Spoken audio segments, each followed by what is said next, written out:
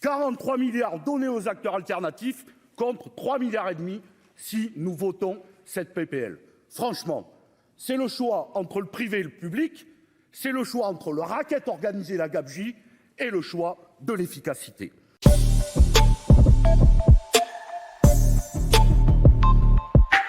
Madame la présidente, madame la ministre, monsieur le rapporteur, madame la présidente de la commission, mes chers collègues.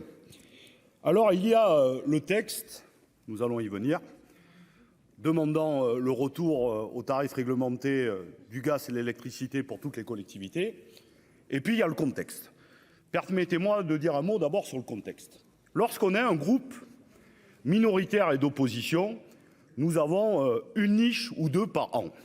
Et donc il faut évidemment bien choisir son texte. Et donc nous avons deux solutions.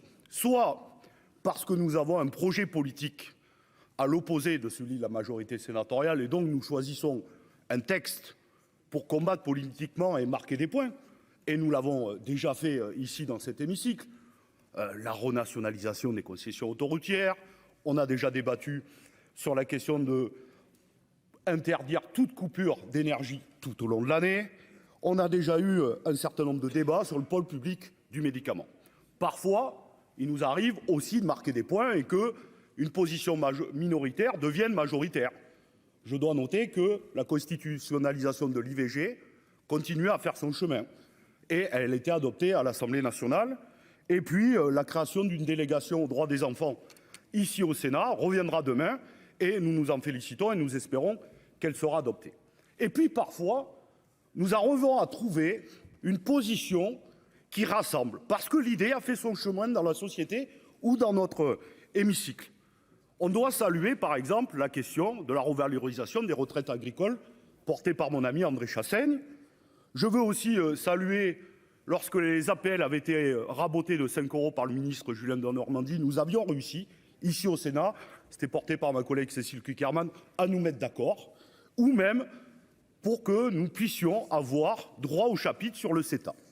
Et je dois vous le dire, cette proposition de loi sur le retour des tarifs réglementés du gaz et l'électricité pour toutes les collectivités, nous pensions qu'elle était dans la deuxième catégorie. Pourquoi ? Parce que la situation est extrêmement grave pour nos collectivités. Bien sûr, on connaît tous pourquoi nous en sommes là, la guerre en Ukraine, évidemment, l'arrêt d'une partie de nos centrales nucléaires, nous en avons parlé aux questions d'actualité, faisant que nous étions exportateurs nets jusqu'à présent et nous sommes devenus importateurs nets cette année, et évidemment la dérégulation du marché.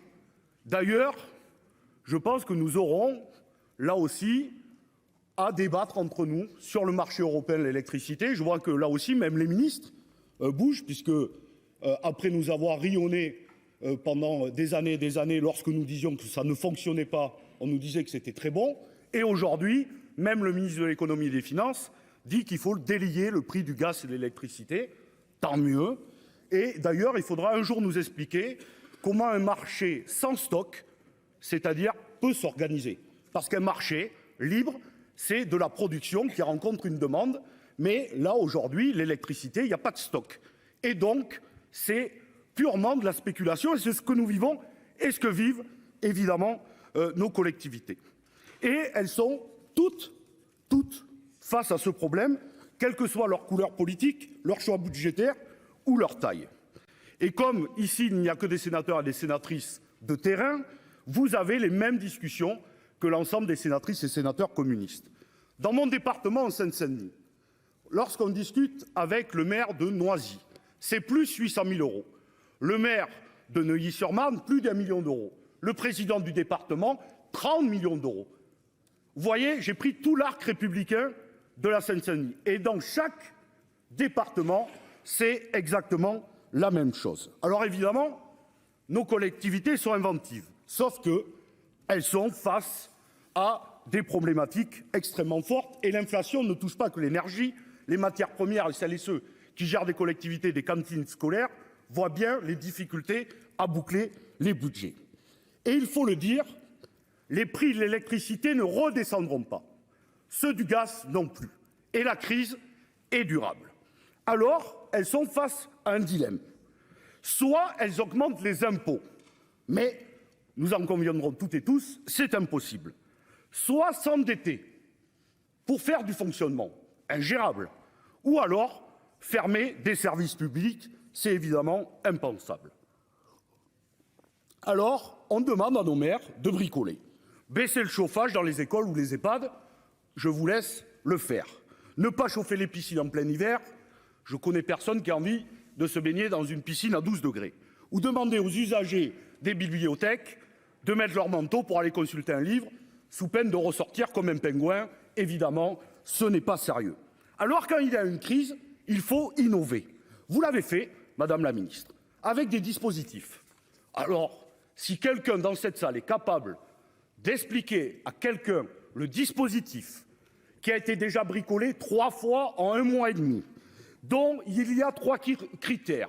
Personne ne remplit les 3 critères, mais souvent 2. Bref, demandez à vos préfets de vous expliquer. Je vous assure, vous passerez un bon moment de rire. Sauf que nos collectivités, elles doivent gérer. Alors, parfois, il faut inventer. Oui, c'est vrai. Mais parfois, quand on ne peut pas mettre des rustines sur une jambe de bois, ben, il faut se tourner vers le passé.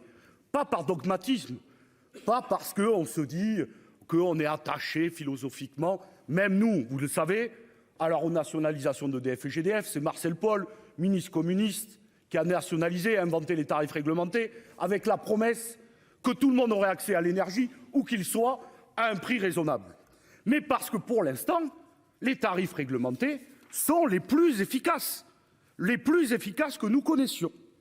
Et nous sommes surpris, donc, aujourd'hui, que la majorité ne veuille pas y revenir. Je vous le dis, pour finir, sur la fin des tarifs réglementés du gaz pour tout le monde. Madame la Ministre, vous nous trouverez sur votre chemin. C'est le 30 juin prochain. Si nous mettons à bas les tarifs réglementés du gaz pour tous les usagers, ça va être infernal pour 5 millions de foyers. Et donc, j'espère qu'au moins sur cette question, nous arriverons à nous rassembler. Alors j'en viens évidemment sur les événements, sur ce que monsieur le rapporteur, et je veux le remercier ici, pour la discussion franche que nous ayons eue à partir des 4 arguments qu'il a développés. D'abord, les TRV, ça serait très cher. 50 milliards, on nous a dit.